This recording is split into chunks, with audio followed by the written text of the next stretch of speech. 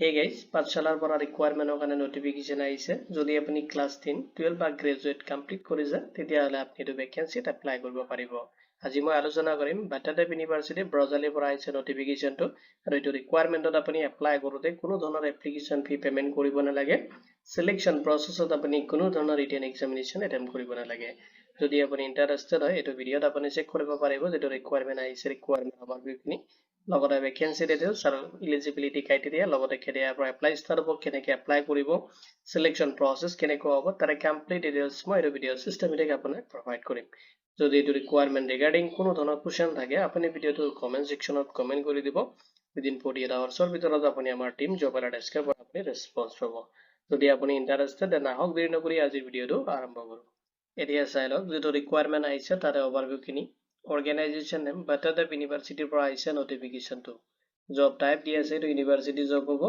Post name দি আছে আপুনি multitasking assistant and মালি পোষ্টত এপ্লাই কৰিব পাৰিব।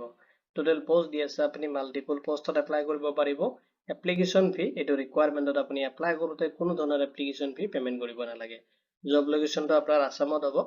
এতিয়া চাই লওক পোষ্ট ডিটেইলছখিনি মাল্টিটাস্কিং এছিষ্টেণ্টৰ কাৰণে পোষ্ট আছে য'ত আপোনাৰ নাম্বাৰ অফ পোষ্ট দি আছে 1 পোষ্টত এপ্লাই কৰিব পাৰিব। চেলাৰী আপুনি 15,000 পাৰ মান্থ আপুনি ৰিচিভ কৰিব।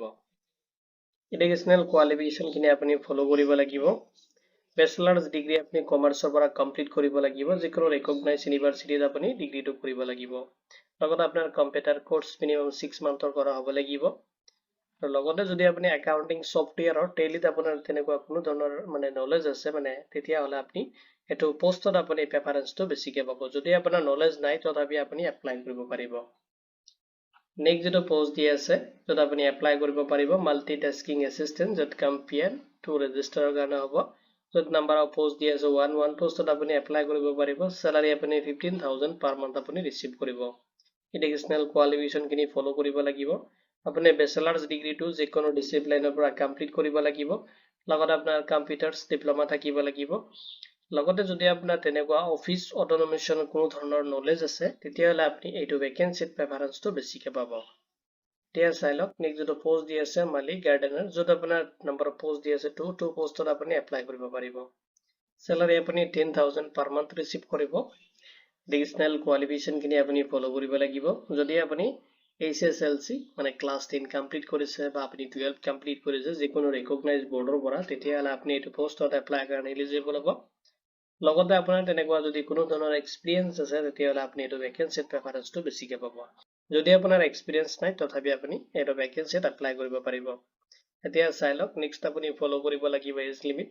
মিনিমাম এজ লিমিট বিচাৰিছে 18 ইয়াৰ্ছ যদি আপোনাৰ কমপ্লিট হৈছে তেতিয়াহ'লে আপুনি এপ্লাই কৰিব পাৰিব। মেক্সিমাম আপুনি 40 ইয়াৰ্ছ লৈ কিনে এপ্লাই কৰিব পাৰিব। এজ ৰিলেক্সেশ্যনখিনি এপ্লিকেবল হ'ব এজ পাৰ দ্য গভৰ্ণমেণ্ট যিটো ৰুলছ আছে গভৰ্ণমেণ্ট ৰুলছ হিচাপত আপোনাৰ এজ ৰিলেক্সেশ্যনখিনি এজ পাৰ যিটো ৰিজাৰ্ভেশ্যন কেটেগৰী আছে এইটো হিচাপত আপুনি ৰিচিভ কৰিব। এতিয়া চাই লওক সিলেকশ্যন প্ৰচেছ কেনেকুৱা হ'ব এইটো ৰিকুৱাৰমেণ্টত। সিলেকশ্যন প্ৰচেছৰ কাৰণে আপোনাৰ ৱৰ্কিং ইণ্টাৰভিউ হ'ব। এটা আপুনি কোনো ধৰণৰ ৰিটেন এক্সামিনেশ্যন এটেম্প কৰিব নালাগে। নেক্সট আপোনাৰ ডকুমেণ্টছ ভেৰিফিকেশ্যন হ'ব আৰু আপোনাৰ যিটো ৱৰ্কিং ইণ্টাৰভিউৰ পাৰফৰ্মেঞ্চ থাকিব লগতে আপোনাৰ যিটো ডকুমেণ্টছ থাকিব ইয়াৰ ওপৰত বেছ কৰি কিনে আপোনাক চিলেক্ট কৰা হ'ব।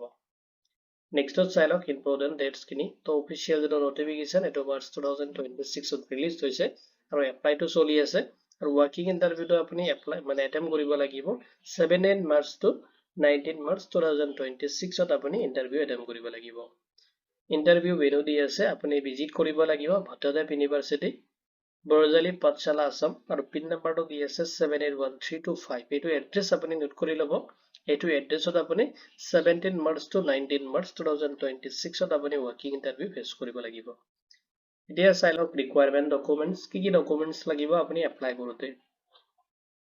ফাৰ্ষ্টত চাব আপুনি ষ্টেণ্ডাৰ্ড ফ্ৰম আসাম গেজেট 9 যিটো পাৰ্ট 9 আছে এইটো আপুনি ডাউনলোড কৰিব কৰি কিনে ফিল আপ কৰি ল'ব যিটো আমাৰ পৰ্টেলত আছে আৰু যদি আপোনাৰ ফিল আপ কৰোঁতে কিবা প্ৰব্লেম আহিছে আমাৰ চেনেলত আপুনি চেক কৰিব এটা কেনেকৈ আপুনি ফৰ্মটো ফিল আপ কৰিব লাগে সেইটো ডিটেইলছ মই তাতে এটা ভিডিঅ' বনাই তাতে ৰাখিছোঁ। নেক্সট আপুনি আপোনাৰ CV বা বায়'ডাটাটো আপডেট কৰি ল'ব। নেক্সট আপোনাৰ পাছপোৰ্ট সাইজ ফটোগ্ৰাফ আপুনি ৰেডি কৰিব। এডুকেশ্যনেল যিখিনি কোৱালিফিকেশ্যন চাৰ্টিফিকেট এণ্ড ডকুমেণ্টছ আছে আপুনি ৰেডি কৰিব।